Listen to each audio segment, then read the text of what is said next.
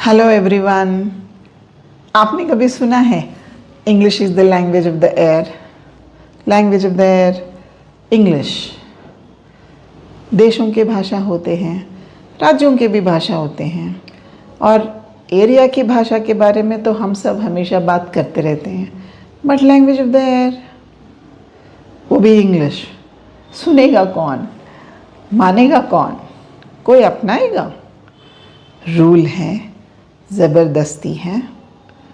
कोई रूल नहीं है, ज़बरदस्ती भी नहीं है।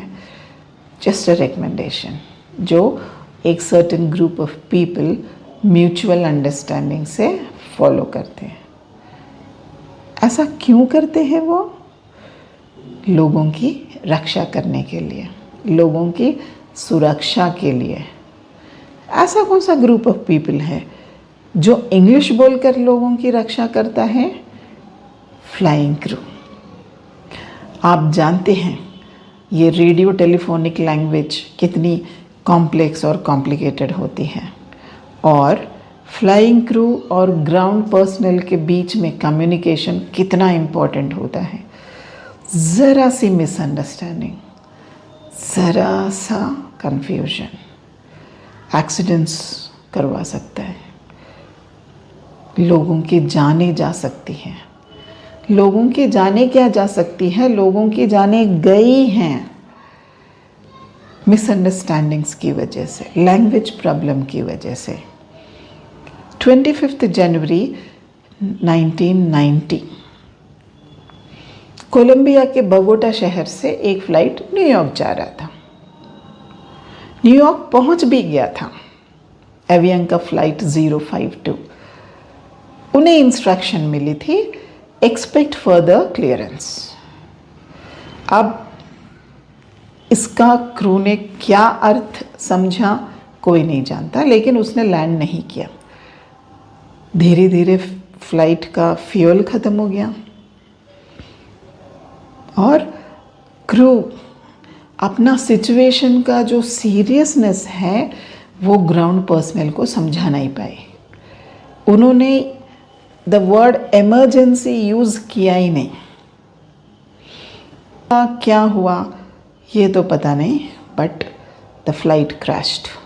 73 पीपल डाइड।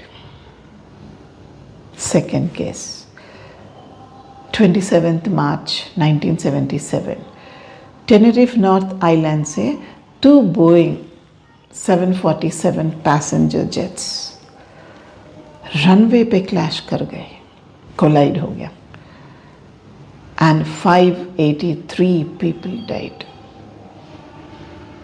रीज़न? दोनों फ्लाइट्स के में से एक कैप्टन को लगा था कि उन्हें क्लियरेंस मिल गया। उन्हें लगा था, मिला या नहीं no one knows, but 583 people lost their lives.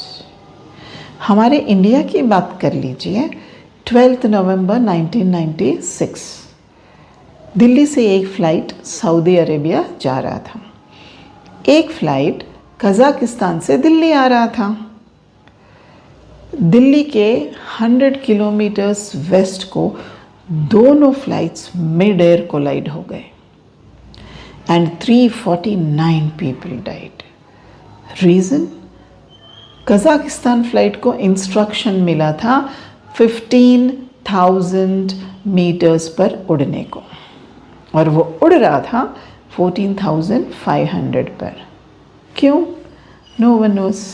Misunderstanding और लैक ऑफ अंडरस्टैंडिंग। तो ऐसे एक्सीडेंट्स की वजह से ICAO, international civil aviation organisation ने एक रिकमेंडेशन दिया कि फ्लाइंग क्रू और ग्राउंड पर्सनल के बीच में जो कम्युनिकेशन होता है वो इंग्लिश में ही होना चाहिए, ताकि कोई कंफ्यूजन ना हो, कोई मिसअंडरस्टैंडिंग ना हो, और हम एक्सीडेंट्स को अवॉइड कर सकें, लोगों की सुरक्षा इंश्योर कर सकें। तो now the sentence English is the language of the air makes a lot of sense, right? Come back for such interesting videos. Thank you.